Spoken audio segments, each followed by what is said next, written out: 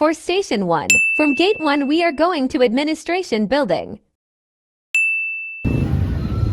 Magandang araw everyone and welcome to Cavite State University main campus dito sa Indang, Cavite. And I am Juliana. I will be your tour guide for today. And I am from the College of Tourism and Hospitality Management. And I will be with you as we explore some of the iconic and meaningful spots dito sa main campus. Pero bago tayo mag-start, meron lamang ako paalala para sa inyo. Kapag itinaas ko itong green flag, ibig sabihin, pwede na tayong mag-move sa next location.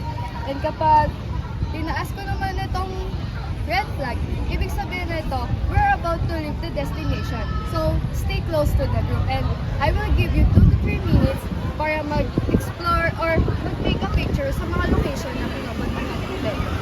At hindi pa natatapos dyan. If you feel unwell or may mga nararamdaman kayo sa head kayo ng mga katawan, don't hesitate to ask me. Dahil meron ako dito emergency kit para matulungan kayo at para maging smooth lamang ang ating tour. Did you guys understand it? Yeah. But wait, what's my name again? Juliana. Yan, very good. Tara, simulan na natin ang tour and discover what makes CVSU truly unique. From the gate 1, malapit lang dito ang International House 2 or ang tinatawag na IH2. Isa itong multi-store. Ito ay air-conditioned pero andito rin naman yung University Bookstore. So, you can buy CVSU uniforms, PE uniforms, merch like hoodies, tumblers, at mga modules and handouts na kailangan ng mga estudyante. May mga printing, scanning, at laminating services din dito. So, and makikita naman dito natin sa bandang side ang University Oval. Ang University Oval ay nasusukat na 400 meters. Pwede ka dito maglaro ng volleyball, basketball, soccer, and tennis. Inaalaw din naman ng university ang mga estudyante na mag-jogging dito. Pero para sa kanilang safety, pinatigil muna nila ito. And also, ginagamit din ang University Oval like sa mga youth games, sa mga wide events na ginaganap sa ating university. At sa bandang side naman ito, makikita nyo ang open field ng ating university. Ito ay tinatawag din ng mga estudyante ng Little Baguio. Okay, kasi makikita nyo yung matataas na pine tree. And open naman din ito for the outdoor activities like flying saucer, football, and also picnic. Dahil sa part na ito ay maliwalas, malamig, at masarap tumambay kasama ang iyong mga kaibigan at mga friends. So now everyone, it's time to explore, take a picture for 2 to 3 minutes, and we're now about to go to the next location. And now, nandito naman tayo sa ating next destination, ang LSHS, or mas nakilalang Laboratory Science High School. Ito ay isang create and basic education ng units ng CVSU. And ang LSHS ay isa sa science-oriented secondary school na may advanced curriculum, kung saan ang mga estudyante ay hinahanda hindi lang sa college labs, kundi sa research, science fairs, at academic competitions. Maraming alumni ng LSHS ang naging top performing students sa kanilang college programs. At ang ilan ay nagpulik bilang faculty researchers dito sa ating university. At makikita rin natin dito sa LSHS ang statue ni Severino de las Alas. Sunod naman dito ay ang IOTC headquarters dito sa CVSU. Dito, nakabase ang research officer training course kung saan ang mga estudyante kumukuha ng ROTC bilang NSTP component ay sinasali sa discipline, leadership, survival skill, at sa basic military training. Layunin ng ROTC na ihanda ang kabataan bilang future defenders ng bayan at maging responsable, matatag, at makabayang mamamayan. Ang headquarters na ito ang ginagamit para sa mga drills, planning sessions, at official ROTC activities. So everyone, we're about to go to our next destination. And now, nandito na tayo sa aming college, which is the College of Tourism and Hospitality Management. Alam nyo ba, nagsimula ang tourism program sa CVSU noong taong 2003 bilang Bachelor of Science in Tourism and Resort Management. And noong taong 2011 lang, na-revise yung pangalan niya bilang Bachelor of Science in Tourism Management, which is the BSTM. And originally, yung college namin, which is the CTHM, ay bahagi ng College of Education, have 10 department. And naging CTHM lang siya sa bisa ng Board Resolution number 37, Series of 2024. And naging official college lamang siya noong January 23, 2025. Kaya bago pa to talaga sa lahat. And naging masaya kasi nagkaroon kami ng bago at sariling department, which is the CTHM para sa mga tourism and hospitality students. After na CTHM, ang kasunod naman nito or ang katabi naman nito ay ang College of Education or ang tinatawag naming SED. Ang SED ay tinugar ang Mother College ng CVSU dahil ito daw yung pinakaunang department ng ating university. And also, nagsimula ito bilang teacher education program noong panahon pa ng DSAC. And sa SED, nag-offer sila ng mga programs like elementary and secondary education, early childhood education, or yung special need education, and also yung technical and livelihood education, or yung mas kilalang TLE. Ang mga students dito sa College of Education ay regular na nagpa-practice para sa kanilang teaching sa mga laboratory schools katulad na lamang ng LSHS at yung CDC. And also, yung SED is known for producing top-notchers and excellent teachers for both locally and abroad. Makikita nyo naman ang Child Development Center or ang CDC. Ang CDC ay nag-o-offer ng preschool hanggang elementary education. And also, nagsisilbi rin itong training ground para sa mga education majors, especially ang nag-major sa early childhood education. Hindi lang simple ang CDC dahil ginagamit din ang CDC para sa research about sa child development and teaching strategies. At ngayon, andito tayo sa Administration Building. Ang Admin Building ay parang heart of the university kasi dito nyo makikita ang Office ng President, Vice President for Academic Affairs, and as well yung mga Research and Extension, Business and External Affairs. Kilala nyo ba kung sino ang ating President ngayon? Okay, siya ay si Dr. Maria Agnes P. Nuestro, ika-4 na presidente ng ating university. Siya ay naitalaga noong January 28, 2025.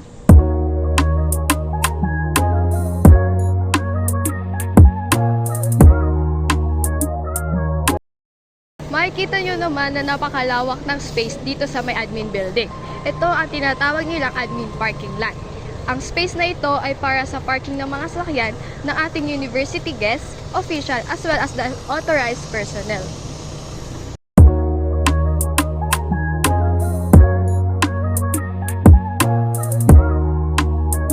For Station 2, from Administration Building, we are going to the Centennial Jar.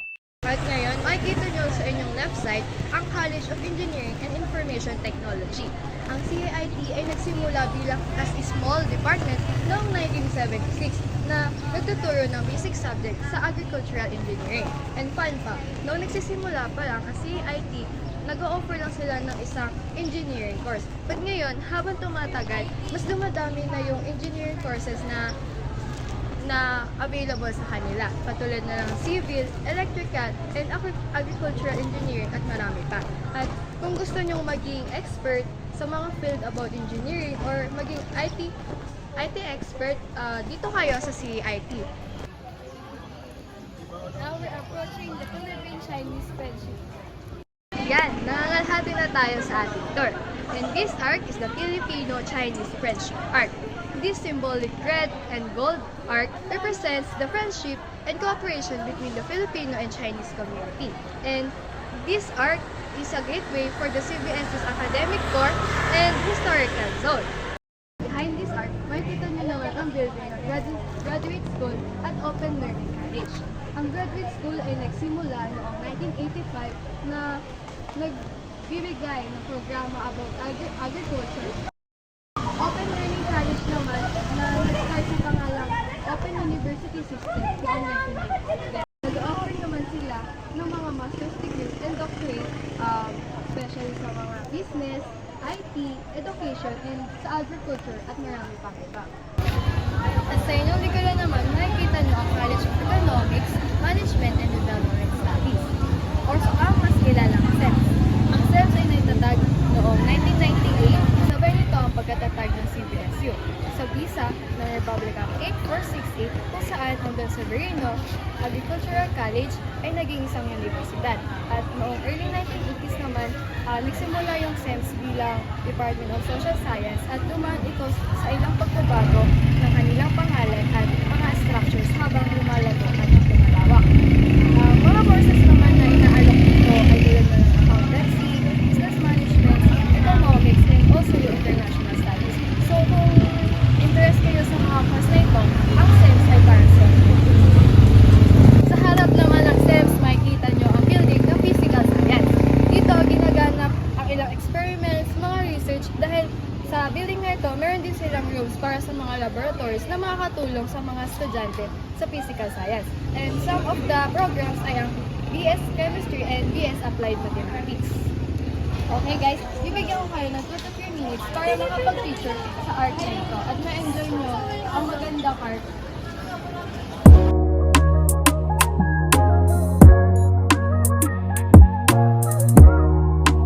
So ayan, nandito na tayo sa site kung saan makikita nyo ang Batibot. Ang Batibot ang pinaka-favorite na tambayan ng mga estudyante sa CBSU dahil dito sila nakapagpahinga, gumagawa ng assignment at kung ano-ano pa.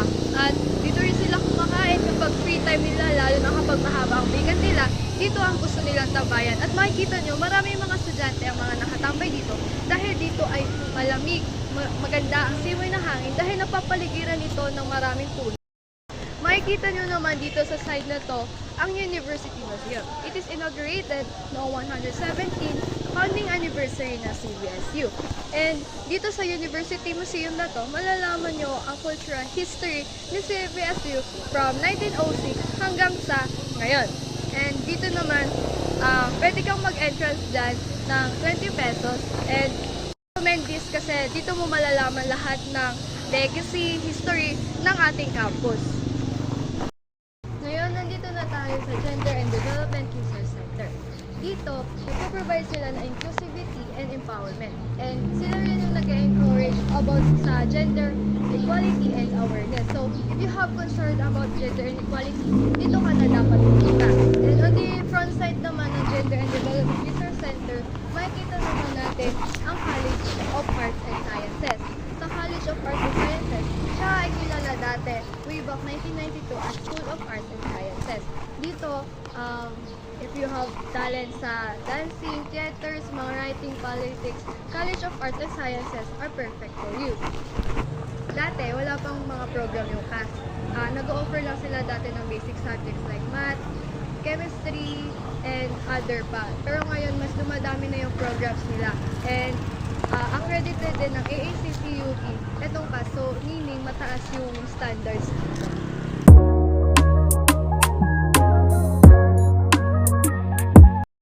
For Station 3, from the Centennial Jar, we are going to the last destination, which is the Inang Kalikasan.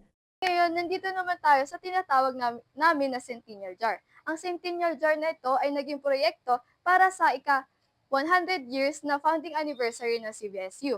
At ang disenyo ng jar na ito or banga na ito ay inspired sa traditional Filipino clay jar na pinapaalala ang mga bawat dumadaan ng mga estudyante o mga guro na ang ating kasaysayan ay puno ng hamon, tagumpay, at patuloy na pag-unlad. At dito naman sa bandang side na ito ay makikita nyo ang aming library. Ito ay tinatawag na Ladislao and Diwa Memorial Library at nag-start ang operation nito noong June 1980. Ito ay mayroong 6th floor. So, kahit saan dyan, pwede kayong pumunta. And ito ay nagko-consist ng collections ng 2,946 volumes. And for the library hours ng service naman ng ating library, for the regular semester, open ito from Monday to Saturday ng 7 a.m. to 6 p.m. And kapag summer naman, Monday to Thursday lang siya open. Also, din siya, 7 a.m. to 6 p.m. And kapag naman sa circulation ng books, yung time nito ay 7 a.m. to 6 p.m. din. So, if you want to rest or may mga kailangan kayo sa library katulad ng research na kinakailangan nyo sa inyong subjects, ay pwede kayo dito. And kung gusto nyo rin magpahinga o matulog or gusto nyo na tahimik at peaceful na surroundings, pwede kayo sa aming library. So, sa tabi ng library, makikita nyo naman ang Science Cafe by Cafe Severino. Dito naman kung gusto nyo mag-chill or mag-review ng may kinakain or iniinom, perfect na spot ito para sa inyo. Dito, nag-aalok sila ng espresso base, non-coffee drinks, tapos mga refreshers, or pwede dito hot or cold, nandyan lahat. Tapos, pwede rin kayo dyang mag-relax para sa inyong mga free time. At dito naman makikita nyo ang building na to. Ang building na to ay tinatawag na research facility at research center. And on the other side naman, makikita nyo yung new building ng SEMS. And di ba, nabanggit ko yun na nandun yung old building nila. And ito yung new building ng SEMS na ginagamit ng mga karamihan sa mga student ng SEMS. Tapos, in this side, makikita nyo ang tinatawag naming International House 1 or IH1. Dito naman, meron silang accommodations and facility para sa mga foreign guests or sa mga guests na kinakailangan i-accommodate ng CVSU. And meron din kami ditong IH kitchen lab para sa mga HM students, yung mga ginagamit nila para sa mga laboratory nila. And on the second floor naman, makikita nyo doon yung mga rooms na ginagamit din ng ilang mga estudyante ng CTHM and also ng mga students from the College of Medicine. Para naman ma-enjoy at ma-explore nyo yung sa IH1 at yung sa ibang facility dito na sinabi ko. At this Centennial Jar, I will give you time para mag-explore and mag-picture-picture and para din makapag-order sa Severino Cafe kung gusto nyo. And guys, you can now take a picture. I will wait for you guys. Enjoy!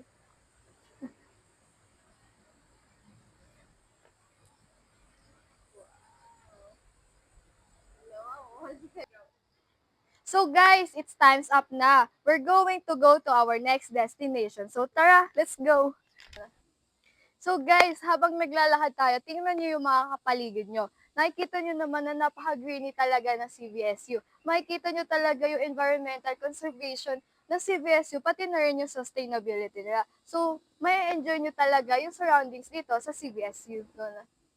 So guys, habang naglalakad tayo, tingnan niyo yung mga kapaligid nyo. Nakikita nyo naman na napaka-greeny talaga ng CVSU. Makikita nyo talaga yung environmental conservation ng CVSU, pati na rin yung sustainability nila. So, may enjoy nyo talaga yung surroundings dito sa CVSU. Sa bandang kanan naman dito, makikita nyo yung building ng Biological Science or Sci building. Dito nyo makikita yung mga students ng biology and particularly in ecology, genetics, botany, and zoology. And also, they have equipped laboratories din dito para sa kanilang microscopy, sample analysis, as well as yung biodiversity research nila and the scientific writing. And susunod naman dito ay ang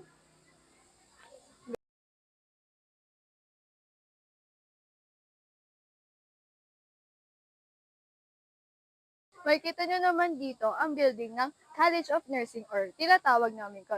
Dito, kung gusto nyo mag-nursing, medtech, dito nag-offer sila ng BS Nursing, BS Medical Technology, and as well as BS in Midwifery. So, kung meron kayong gusto doon sa tatlong course, perfect kayo dito sa College of Nursing. And also, last licensure exam in nursing, nag-top 5 yung CVSU as a top performing nursing school in the region. Diba? So, perfect na perfect talaga to para sa inyo kasi biruin mo, nag-top 5 yung CVSU as a top performing nursing school, di ba? Napakahusay talaga ng CVSU Con, di ba? Very good. Nandito na tayo sa CVSU Lagoon and Leisure Park.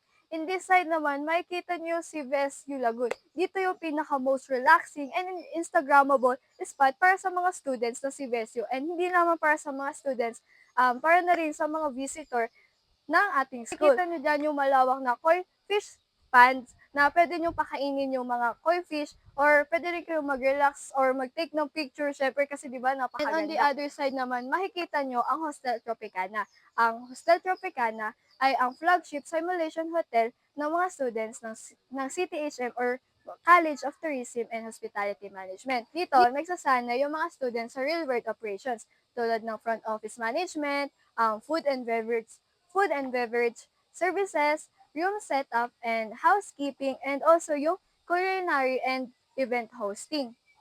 And what make this facility special kasi dual function siya. Hindi lamang siya working hotel and also isa siyang teaching environment. And also, ongoing din yung rehabilitation ng Hostel Tropicana para mas mapagaganda yung facility. Okay guys, we're now about to go to our next destination.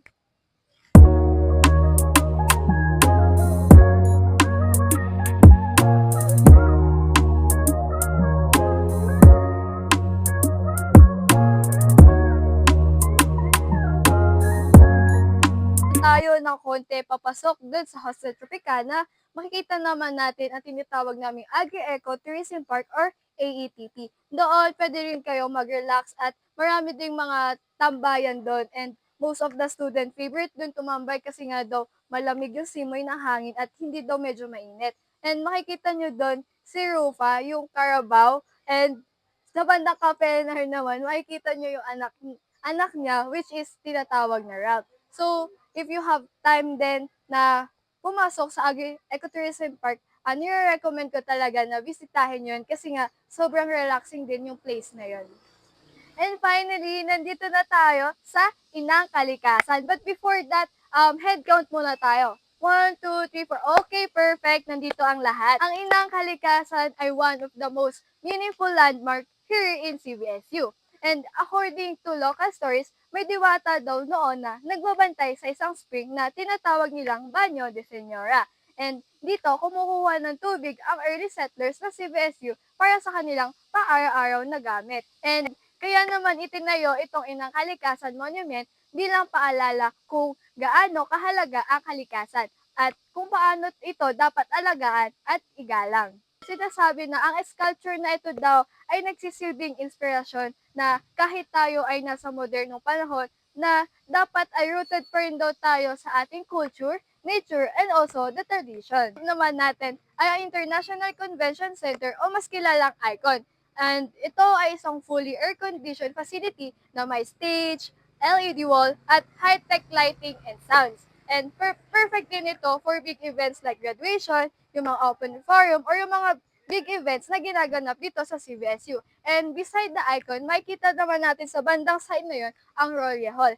Isa rin siyang events place, pero compare sa icon, mas maliit siya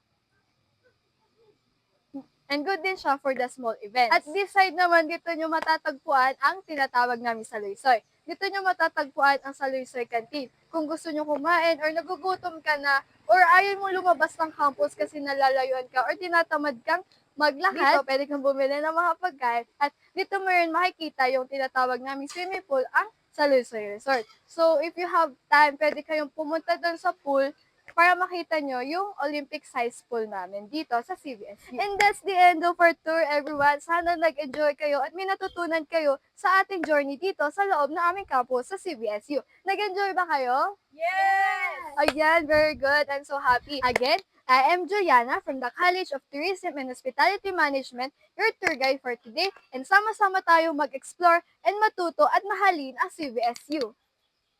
Thank you, everyone.